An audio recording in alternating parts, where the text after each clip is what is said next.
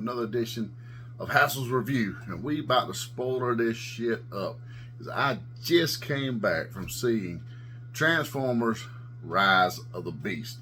Before I delve into that, let me go ahead and let everybody know this is not a spoiler-free review. This is a Hassel review.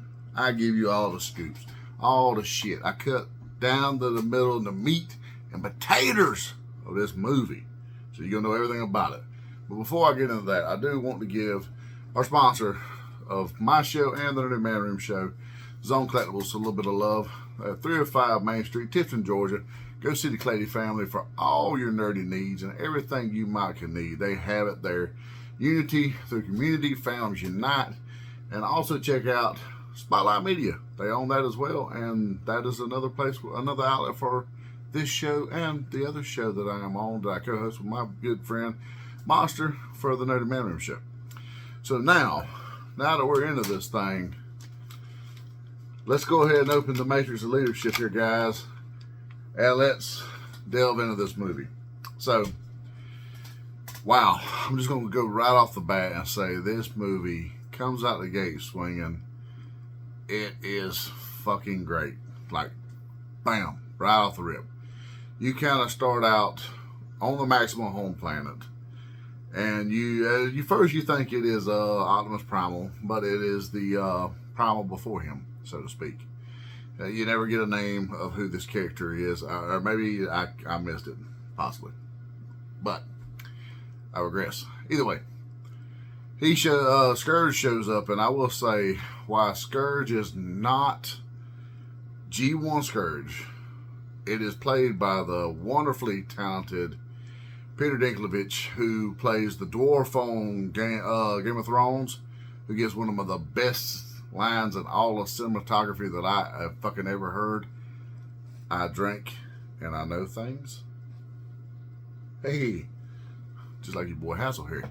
So, I love the guy in general. He plays a good role and everything. He's a great actor.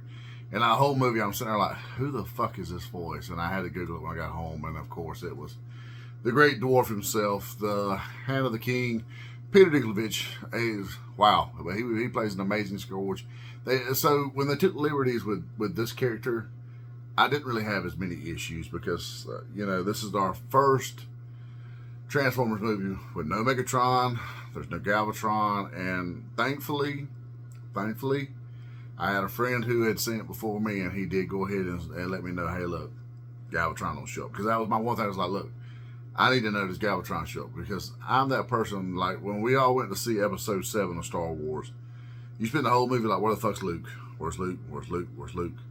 So if I know it's not coming, I can go into this and enjoy.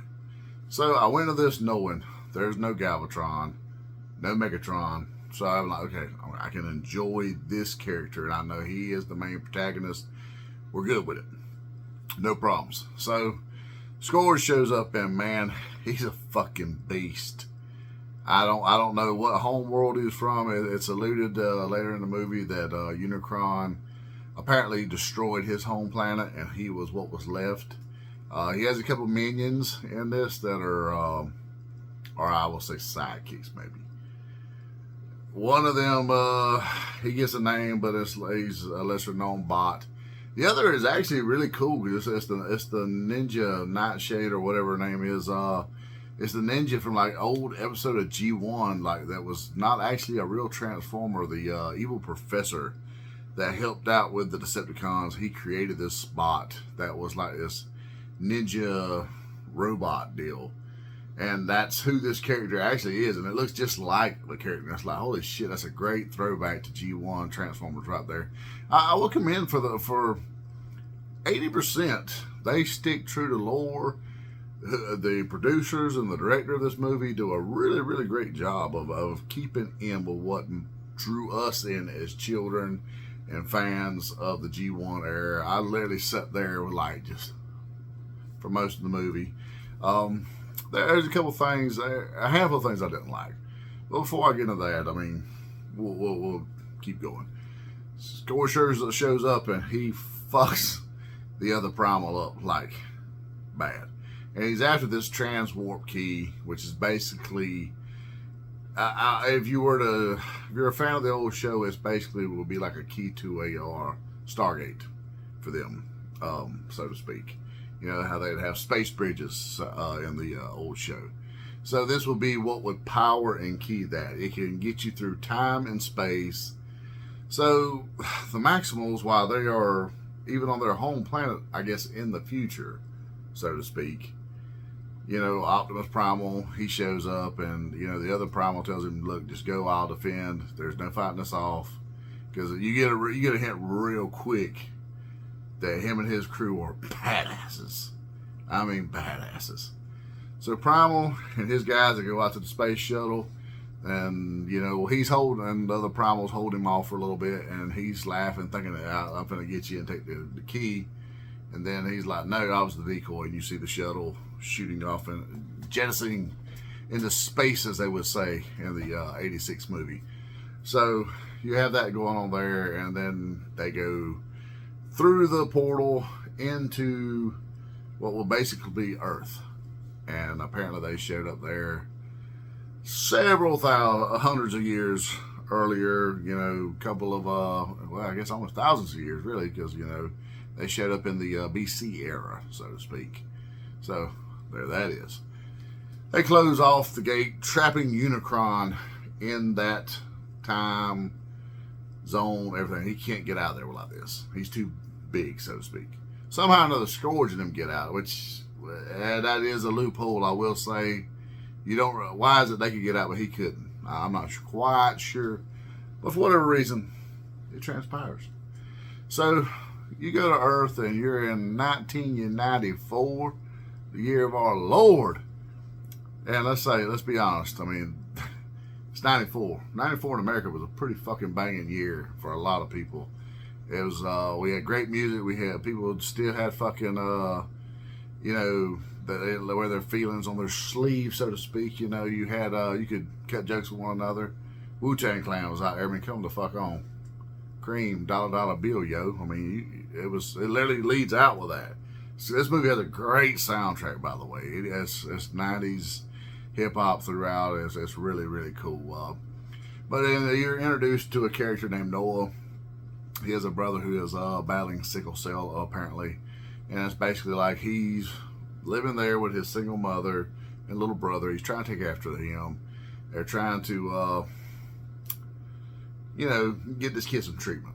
They can't get the kid treatment because of the fact that, you know, they're broke. Like most of us American. I mean, these treatments are expensive. So they take him to the hospital, and he's actually denied treatments, which is really pretty damn shitty. But, you know, you get this vibe like, okay, this is what we're up against. And unfortunately, they're a Hispanic family, so you do get the detection that maybe there's some systemic racism going on there, so to speak. You know, the movie's not woke. I will say that. The movie's not woke, but they don't, you know, shy away from the fact that, you know, the United States in the 90s, maybe we wasn't the most, not only PC, but we wasn't where we should be in race relations, so to speak. So you get that, and you're also introduced into a character, the female character of this movie, and her name eludes me at the moment, but she is really great. She's played by an incredibly talented actress, and she is basically the understudy or the intern for archaeology museum, and they get this bird in, and it's got a Maximal design on it, and they're trying to place it as to where it's from, what era it's from, what it's about. And she has this really snooty bitch, that's her overseer, and she's just a bitch. Well, she leaves off, she leaves her key card, so the girl, of course, you know, she's one of those also from Brooklyn, from nothing, you know, she's a African-American girl. So she wants to prove herself, and she's extremely intelligent. You could tell right off the bat this girl's like super intelligent. Like I said, the actress is incredibly talented. So she starts looking into this right here, and as she's doing so, she's scanning it. The bird falls to pieces, and there's the key. And you're like, ooh. And she's freaking out. She's like, holy shit, what the fuck? And she's thinking she's finna go to jail. She's just, she just destroyed museum property. And it's kind of one of those funny, but oh God, you get, you know, anxietied up a little bit. Well, while this is transpiring, Noah's brother was, you know, like I said, rejected for medical help. So he kind of goes to this guy who is a shady individual in the neighborhood who is always eating Twizzlers. And he has already offered him a job because you can get the bribe right off the bat that Noah's a very intelligent young man who's very good with communications and technology and things of this nature. He makes illegal cable boxes, who I will or will not admit to maybe owning one of these at one point in the late 90s. However, no judgment. This fellow creates those. He sells them to this. You never get a vibe of just what he dabbles in, but he dabbles in a lot of illegal shit. So he offered him a job on his way to a job interview where he went and basically got turned down because of the fact you find out he was actually ex-military and he was dishonorably discharged, and basically it was because you find out because of the fact that he had to go home and take care of his brother who had sickle cell. And of course, like a lot of employers, they don't look at that part of things. They just say, hey, we can't help you. And they actually make it a real shitty comment about someone like you. Which is like, oh, fuck you. This is where you get like I said, the movie's not incredibly woke by no means. It just touches on some things that was very much a problem in our nation at the time still. So he goes to this guy and he's like, all right, what was your offer? Well, basically they're going to boost a car. So he takes him to the charity event at the museum and they're going to boost a car. Well, the car winds up being Mirage. And I will say, this is one of the flaws that I did have with the movie, is the fact that, one, Mirage 100% character and design look is jazz.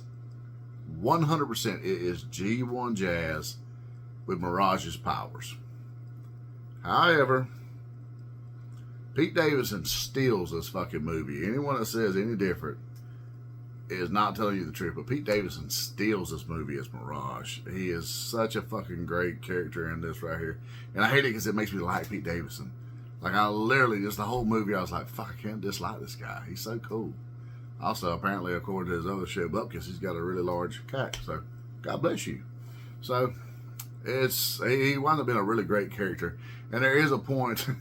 he gets into the car there, and he doesn't know it's an Autobot. Well, about that time, he's, about to, Pete Davidson fucks with him a little bit when he's trying to break in. He finally gets in, and then the cops are there, and he's trying to get out of there, and by that time, Optimus comes on the radio, calling all Autobots, because, she's just discovered the key in that bird statue. Well, it sends a signal up that only the Cybertronians, or, some of their races, can actually see. Human eyes can't detect it, but it sends a signal up that they can see. It's like a beacon, so to speak, which draws Scourge and his crew there. Well, Prime season, he's like, holy shit. So he starts calling all Autobots. Well, Bumblebee, RC, they start going that way, and he's calling Mirage, and apparently Mirage is the fuck up. I mean, that's Pete Davidson. But Mirage Jazz is the fuck up, and he's coming across the radio like, hey, yo. Well, he goes to leave, and it becomes a very comedic scene where there's a good car chase here, and you get Mirage does some of his powers. Great car chase with the cops and whatnot, but the whole time the dude's freaking the fuck out. And there's one scene where there's multiple cars and he's in each one of the cars, and he's looking freaking out, like what the fuck? And a couple of them, he's just laughing and kind of cruising, and a couple of them, he's shooting the birds and the cops. It's a really, really great scene. The director of this movie, my hat's off to you, fella. You done a great job. You made me like a character that I thus really wouldn't have cared much about. I mean, I remember a couple of episodes with him in the G1. It was like, oh, that's kind of cool, but nothing to write home to mom about. He steals this movie. He does what Bumblebee did for a lot of people in the other movies. So they go to this warehouse, and then this is the major gripe I have. Optimus Prime shows up with the other Autobots. Okay, for at least 3/4 of this movie, Optimus Prime, I don't give a damn if he's voiced by Peter Cullen or not, he is not my Optimus Prime. He is very, very, he doesn't want to fuck with the humans, he don't want shit to do with them, he don't give a fuck about them, he just wants to get back to Cybertron. And literally, he will get back to Cybertron at their expense if he can. Which is the part where I have a problem, because that's just very, very un-Prime-like. And I was just like, the whole movie was like, man, what the fuck are they doing to my boy here? I didn't like it. He's very just he almost comes off like Cup or a little more. I mean, he's very, very just grumpy and grizzled warrior, so to speak, and it's very unprime.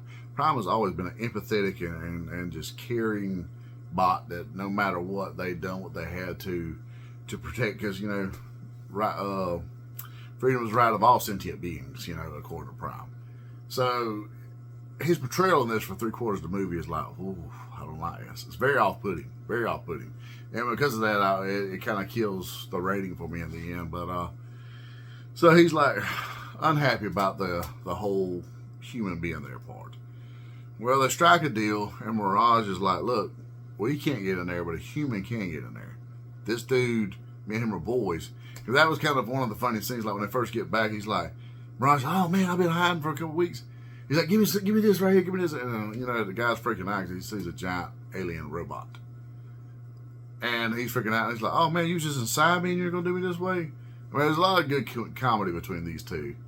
And finally, he gives him a little fist bump there. And they're like, oh, I knew his boys. I mean, it's just cool things like that, you know. So he talks him into it. And he's like, look, he said, you know, because the guy's like, I don't want to help you. I just want to go home. This, that, and the other. And he's like, look, I know you need money. So what if you help me do this?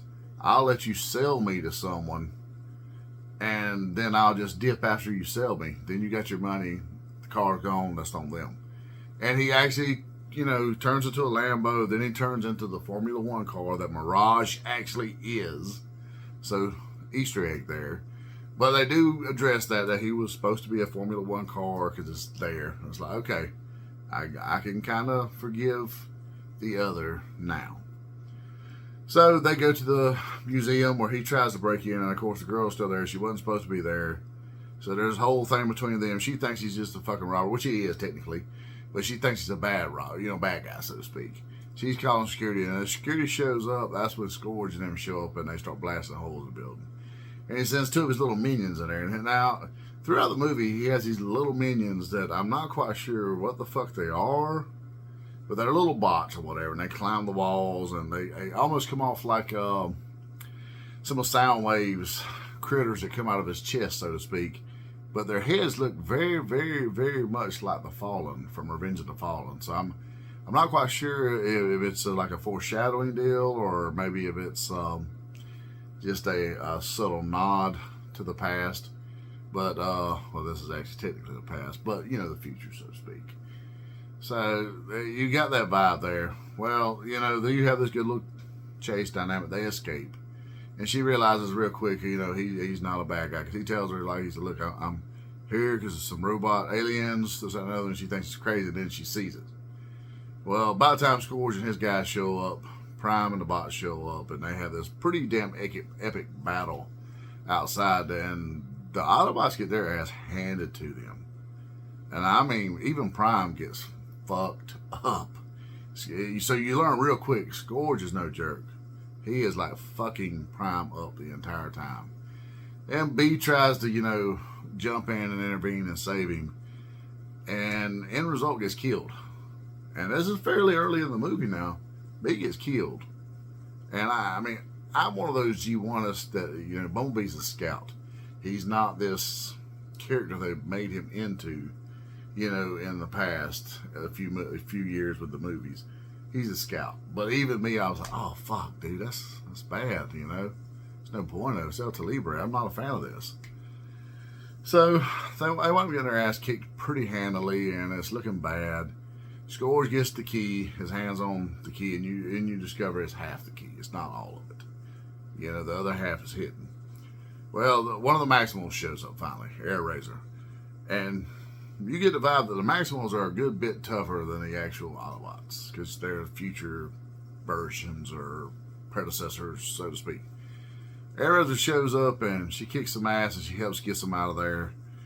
But then they go to this place, and they find this big aircraft carrier that's, I forget the bot's name, but he almost comes off like a younger version of the Blackbird that's all wore the fuck down in Revenge of the Fallen.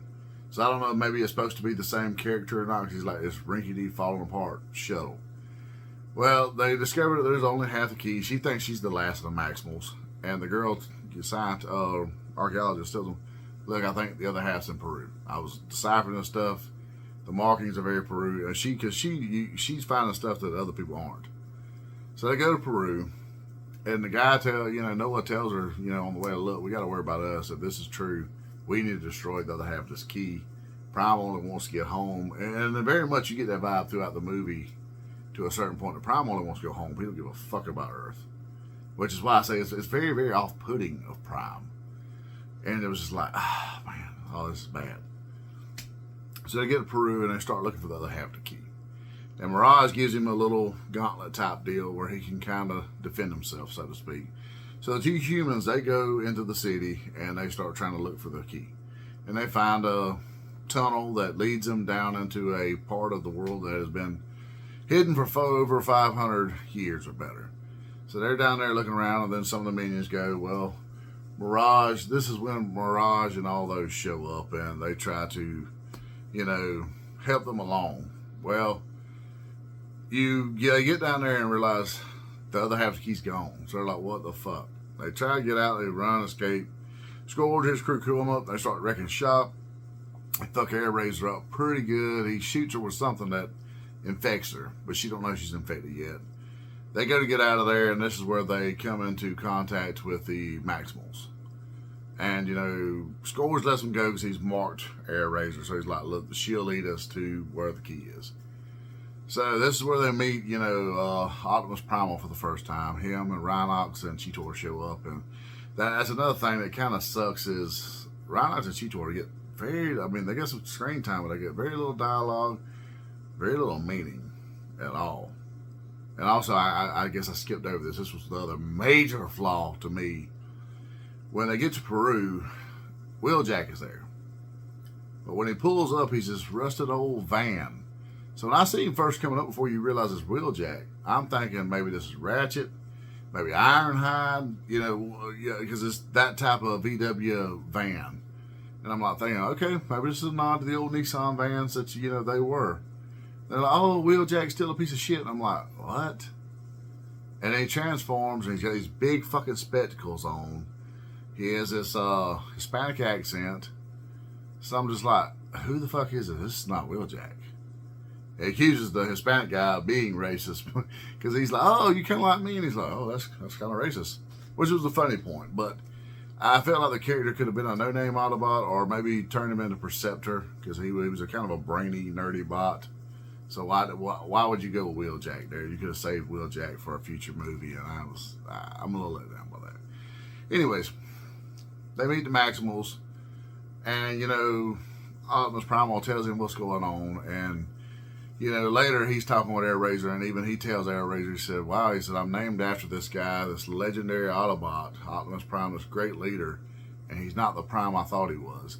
So even he is disappointed. And it's like, okay, they're doing this intentionally. It's not just poor writing on, Prime's part. So it's done intentionally at this. Well, they have the other half of the key, and this is where Primal shows Optimus Prime that, hey, I've entrusted the other half of this key to humans. It's a small village there that the Maximals have overseen and watched over, and they watch over the key, their portion of the key. So he tells him, look, these people, they're worth fighting for. They're more than meets the eye, which is a really cool nod, so to speak. And I was like, oh shit, that's pretty nifty. And then the Predacons, or whatever they are, that Scourge's bunch, they show up there.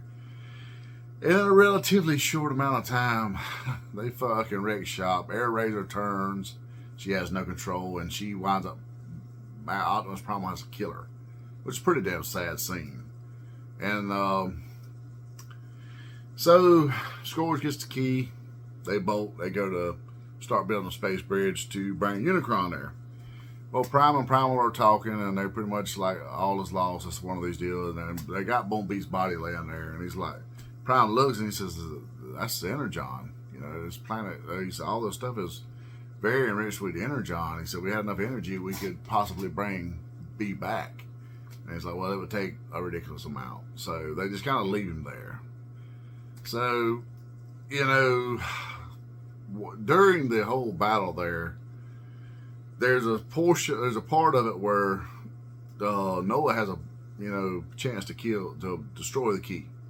just before Scourge gets it. And Prime stops him and says, please don't do this, or we won't be able to get back to our planet. I know I haven't been. You know, he pretty much, this is where they realize they're more alike than different. And Noah has a moment of, okay. And then Scourge gets the key, and then they're both like beating themselves up, you know, because he's like, fuck, if I just destroyed the key, we wouldn't have this happen. And Prime's like, I now doomed 2 worlds, not just mine, but theirs as well. And this is where Prime turns and becomes the Prime of my childhood. That son bitch, the OG that I love. And it's like, okay, now you acting like my boy.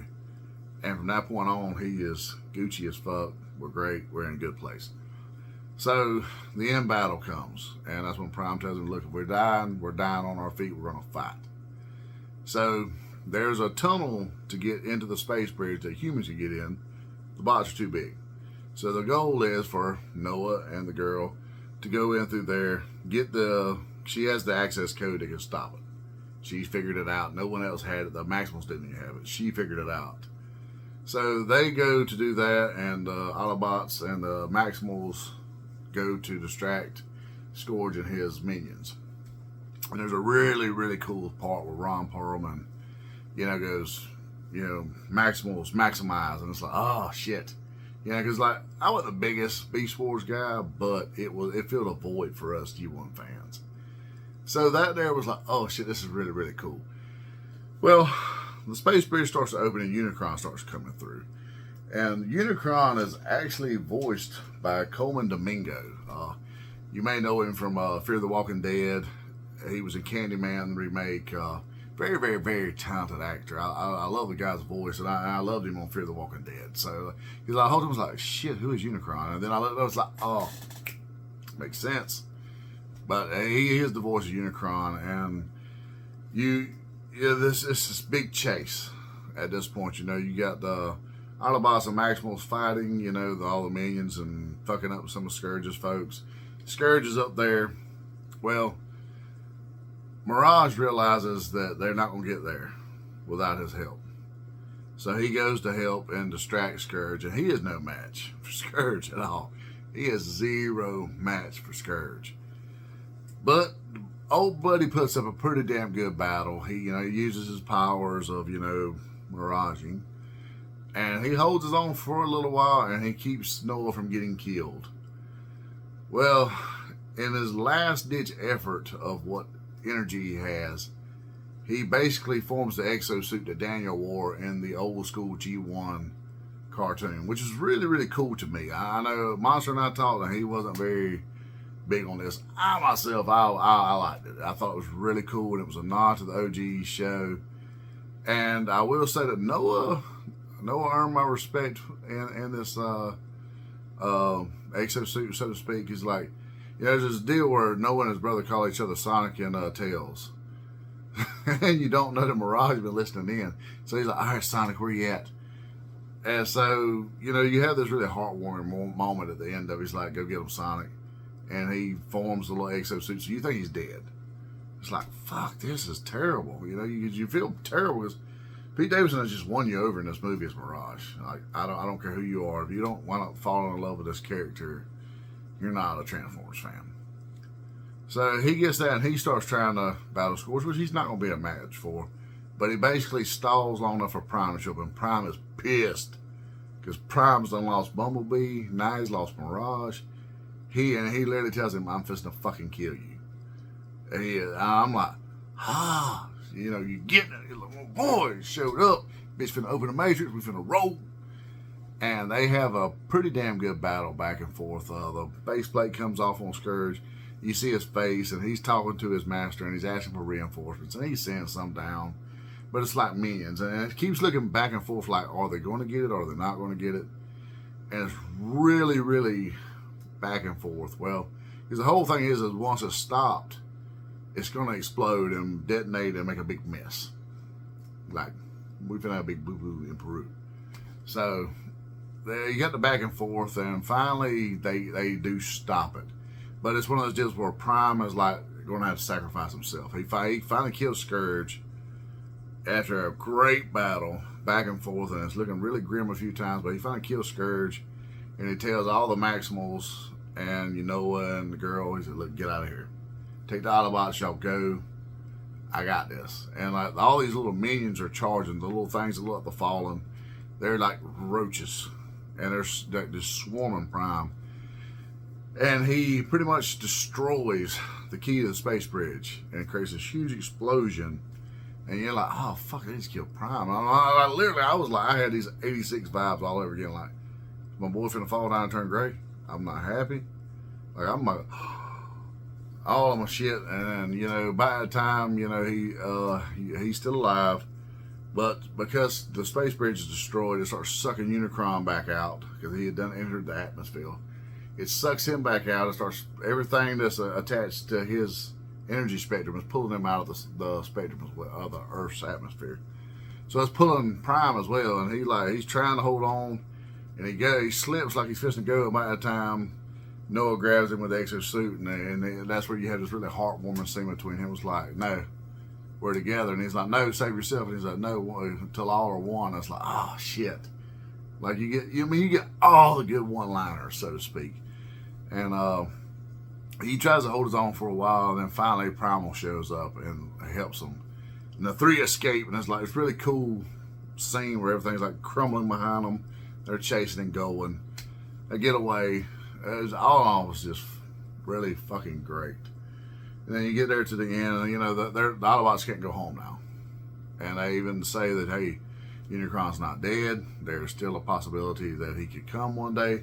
Because when we all know the only thing that's going to kill him is the Matrix being opened. That's what destroys Unicron. So without the Matrix being opened and unleashed upon him, he's still there to exist. So we got possibility of a maybe movie after next. I'm kind of hoping for. But all in all, the movie was really, really, really fucking cool. At the tail end of it, Noah goes on this job interview. And he goes in there and he's talking to this guy, and the guy's like being very dismissive. It's like, oh shit, the guy you can tell it's like the guy don't want him, or the vibe you're getting. Then out of nowhere, he was like, well, I was on assignment. I've just been working. I was out of the country working on assignment. And the guy's like, oh, well, how was Peru? And he's like, wait a minute, I didn't say nothing about being in Peru. And that's when he's like, oh, well, we know all about you. And he starts talking about you and your team, and so it's like, oh shit. And Noah, he tries the bro code. I won't give him that. He doesn't spill no beans. And the guy gives him a card, and then he tells him, he said, look, he said, you saved the world. It's only fair we take care of you and your family. Your brother's medical expenses, they're paid, and they're paid by the kind of doctors that don't ask for checks. It's the best of the world, and they're going to be paid. Don't worry about it. And he's kind of, it was a real good feel-good moment, so to speak. And Noah's like, oh man, I don't know what to say. And he says, oh, we'll work on that. By the time he adjusts his thing, and the whole, like, early in the movie, his brother's like, hey, don't mention real names on these radios. They got like walkie-talkies. Like, early in the movie, before everything breaks loose, it's discussed. You think the kid's just being paranoid. And he says, oh yeah, Sonic, your brother's right. Don't discuss real names on the radio. And it's like, oh shit, so they've been listening for a while. And they know all about him, and by the time there's this huge, like, what's like a Quinjet in the background. And you see all this aircraft carrier type shit. And he looks at him and tells him, he said, we'll be in touch. He said, we'd really love to have you on our team. And it pans around, and he looks at the card, and it says G.I. Joe, which was fucking great. We got G.I. Joe finally in the Transformer universe. Thank you, Hasbro, for this, because I feel very confident that the team to put this movie together will finally put together a G.I. Joe movie that will actually fucking be of substance, true to what it actually is, while giving subtle updates to some things. So I'm pretty stoked about that. And then you have one mid-credit scene.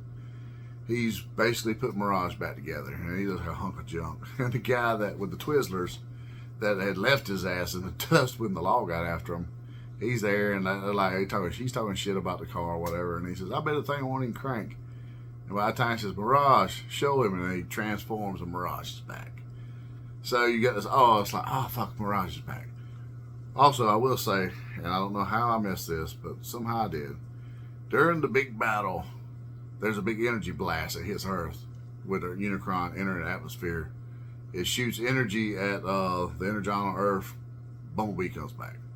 And he shows up on the helicarrier and jumps out.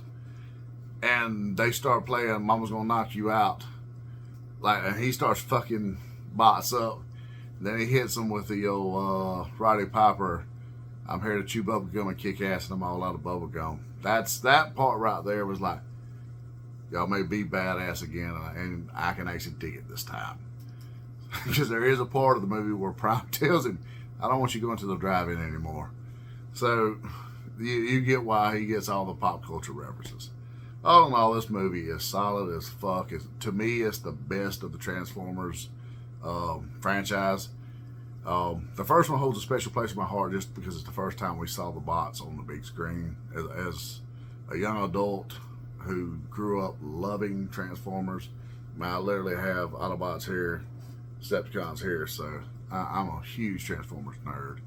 Anyone that knows me knows this. So there's a special place with the first one, but this movie actually is the best of the series by far. Other than the deal with Prime and Wheeljack, I got to give it solid 4 3/4 stars out of 5.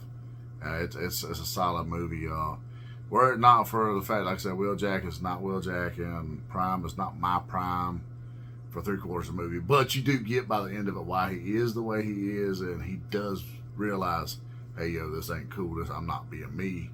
I got to be a protector by the end. So you come around to it. So all in all, like I said, this movie is solid as fuck. I can't recommend it enough. I haven't bought an actual DVD in some time. I've been a digital man. I will buy this on 4K Steelbook without fail. This is going in the collection.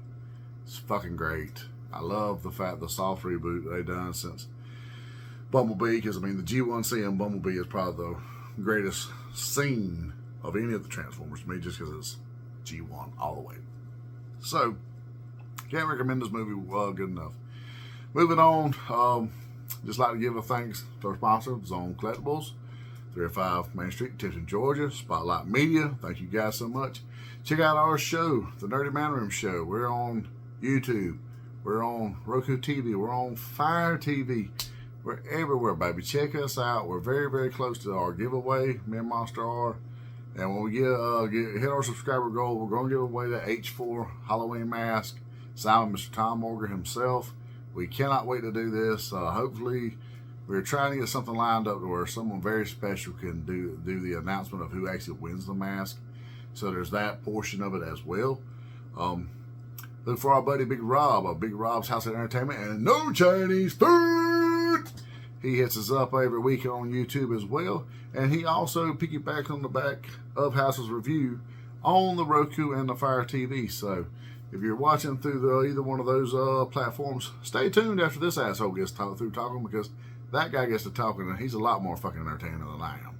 So with that being said, till all are one, yo fucking Joe.